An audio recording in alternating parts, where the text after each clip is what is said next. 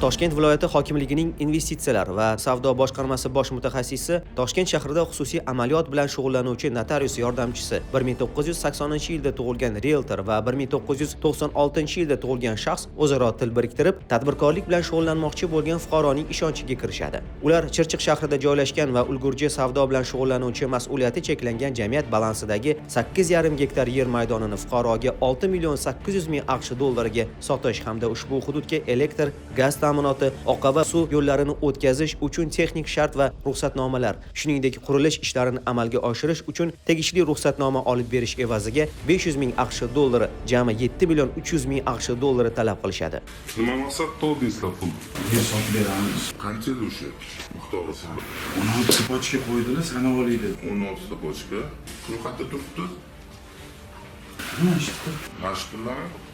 Davlat xavfsizlik xizmati, Ichki ishlar vazirligi va iqtisodiy jinoyatlarga qarshi kurashish departamenti xodimlari hamkorligida poytaxt hududida o'tkazilgan tezkor tadbirda ular so'ralgan pul mablag'i hisobidan 160,000 AQSh dollarini olgan vaqtlarida ashyoviy dalillar bilan ushlandi. Hozirda mazkur shaxslarga nisbatan Jinoyat kodeksining 168-moddasi 4-qismi A bandi va 28 orqali 211-moddasi 3-qismi A bandi bilan jinoyat ishi qo'zg'atilib, tergov harakatlari olib borilmoqda.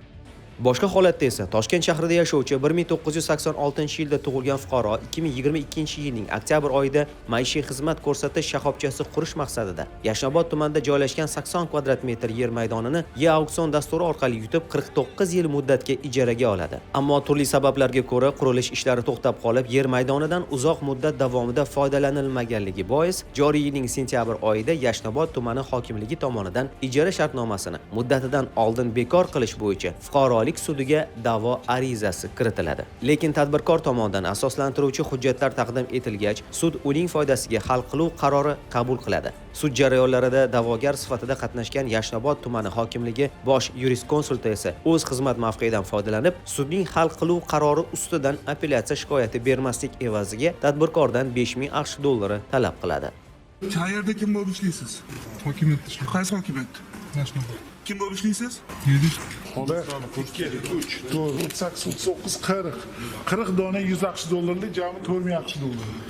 Davlat xavfsizlik xizmatining Toshkent shahar bo'yicha boshqarmasi xodimlari tomonidan Bosh prokuratura huzuridagi departamentning shahar boshqarmasi bilan hamkorlikda o'tkazilgan tezkor tadbirda hokimlik bosh yuristkonsulti ta'magirlik yo'li bilan 4,000 AQSh dollari olgan vaqtida ashyoviy dalillar bilan ushlandi. Hozirda unga nisbatan Jinoyat kodeksining 210-moddasi 2-qismi V bandi bilan jinoyat ishi qo'zg'atilib, qamoq ehtiyot chorasi qo'llanildi.